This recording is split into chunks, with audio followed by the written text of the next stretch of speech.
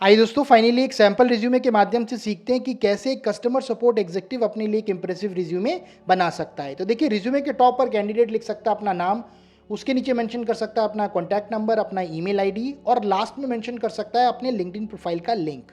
दोस्तों, लिंक्डइन एक professional networking site है जिसके माध्यम से दुनिया भर के वर्किंग प्रोफेशनल्स आपस में कनेक्टेड रहते हैं। एक कैंडिडेट के लिए लिंक्डइन अकाउंट बनाना ज़रूरी क्यों है, लिंक्डइन जॉब सर्च में कैसे मदद कर सकता है, एक कैंडिडेट के लिए लिंक्डइन कैसे यूज़फुल है, इससे रिलेटेड वीडियो का लिंक मैंने ऊपर आई बटन में दे रखा है। आप लिंक पर क्लिक करके वीडियो देख सकते हैं और बहुत अच्छे से समझ सकते हैं। यहाँ पर राइट हैंड साइड में आप देख सकते हैं मैंने फोटोग्राफ पेस्ट करने का ऑप्शन दिया हुआ है, जहाँ पर आप अपनी प्रोफेशनली क्लिक फोटोग्राफ यूज़ कर सकते हैं।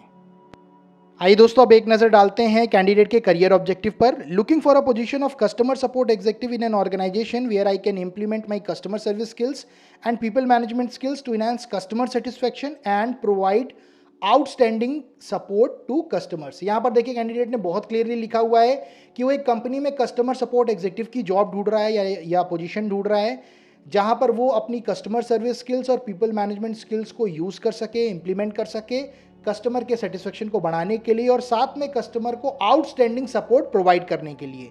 तो दोस्तों, इस तरीके से एक स्पेसिफिक करियर ऑब्जेक्टिव लिख सकते हैं अपने रिज्यूमे में आप, जो कि किसी भी रिक्रूटर या एचआर को इंप्रेस करने में ज़रूर कामयाब होगा।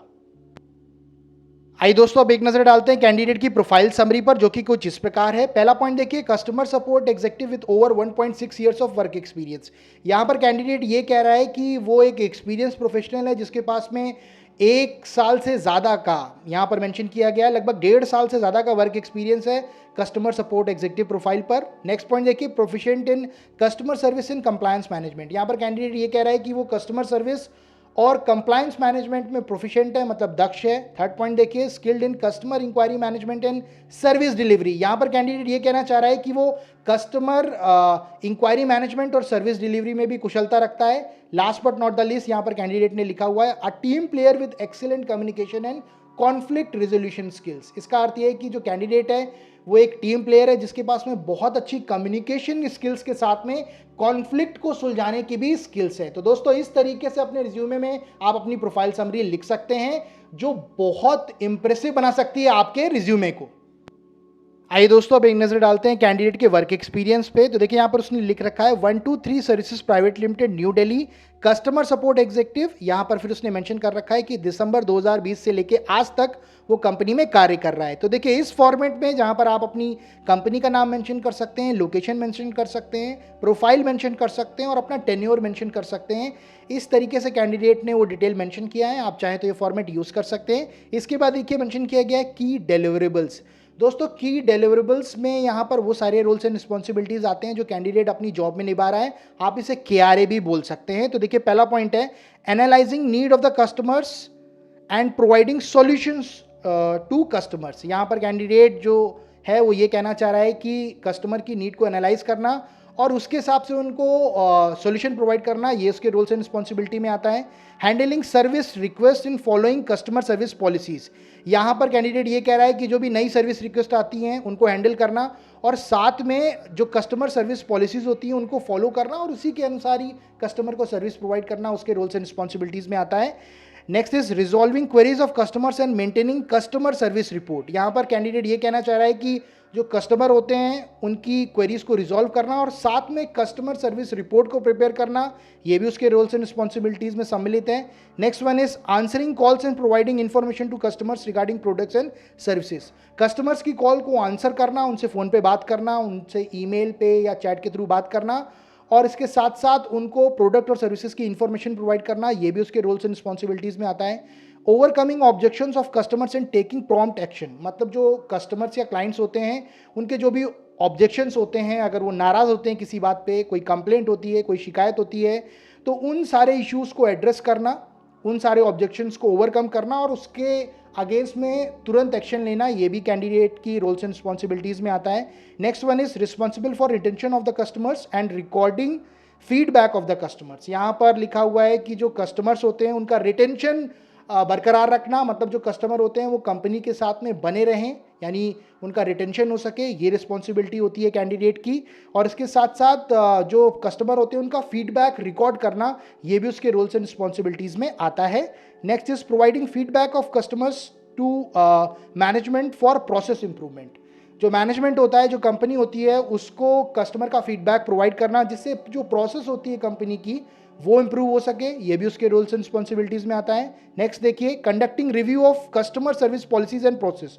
जो भी कंपनी की कस्टमर सर्विस पॉलिसीज है और प्रोसेस है उनको रिव्यू करना, अगर उसमें कुछ इंप्रूवमेंट की ज़रूरत है तो वो सजेशन देना जिससे और बेहतर प्रोसेस हो पाए, ये भी उसके रोल्स एंड रिस्पॉन्सिबिलिटीज में आता है। नेक्स्ट देखिए, ensuring quality assurance and smooth service delivery. जो क्वालिटी एश्योरेंस होता है उसको एश्योर करना, इसके साथ में जो सर्विस डिलीवरी होती है उसको स्मूथ करना, स्पष्ट बनाना, ये भी उसके रोल्स एंड रिस्पॉन्सिबिलिटीज में आता है। Last but not the least, coordination with team, providing training to team members और कस्टमर्स। अपनी टीम के साथ में कोऑर्डिनेट करना, अपने टीम मेंबर्स को ट्रेनिंग प्रोवाइड करना और इसके साथ साथ कस्टमर्स या क्लाइंट्स को ट्रेनिंग प्रोवाइड करना, किसी भी प्रोडक्ट से रिलेटेड, किसी भी सर्विस से रिलेटेड, ये भी उसके रोल्स एंड रिस्पॉन्सिबिलिटीज में आता है। तो दोस्तों, इस तरीके से अगर रिज्यूमे में आप अपनी रोल्स एंड रिस्पॉन्सिबिलिटीज लिखते हैं तो मेरा दावा है कि आपका रिज्यूमे जरूर शॉर्टलिस्ट होगा और एचआर या रिक्रूटर को जरूर इंप्रेस करेगा।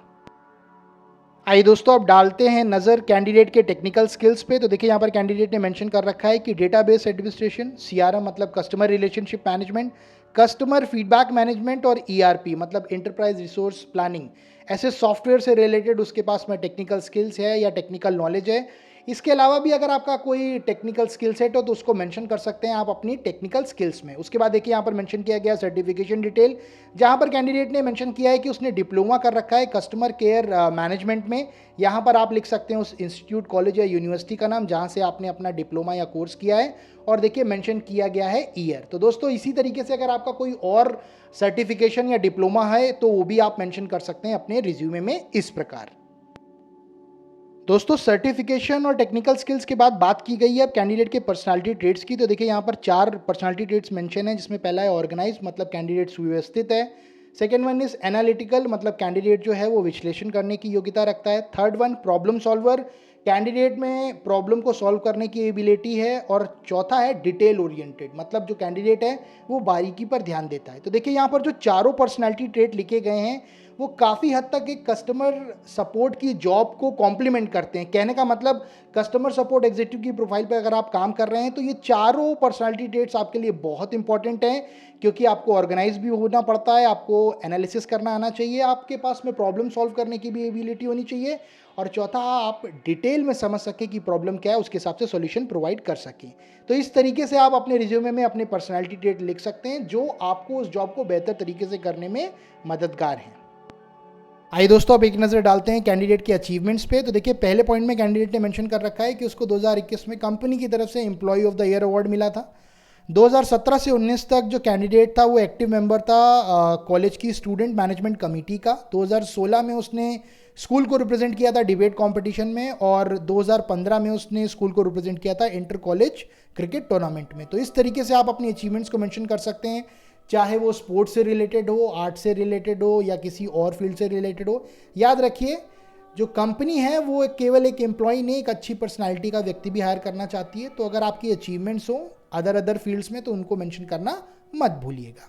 उसके बाद देखिए यहाँ पर एजुकेशनल क्वालिफिकेशन मेंशन की गई है, जहाँ पर कैंडिडेट ने मेंशन किया है कि उसने 2019 में अपना बीकॉम किया था, 2016 में उसने अपना 12th किया और 2014 में उसने अपना हाई स्कूल किया। और अगर आप गौर से देखें तो ये सारी इन्फॉर्मेशन अचीवमेंट्स में और एजुकेशनल क्वालिफिकेशन में क्रोनोलॉजिकल ऑर्डर में लिखी गई है, जिसमें सबसे लेटेस्ट ईयर सबसे पहले आ रहा है और उसके बाद में आ रहे हैं उसके बाद के ईयर।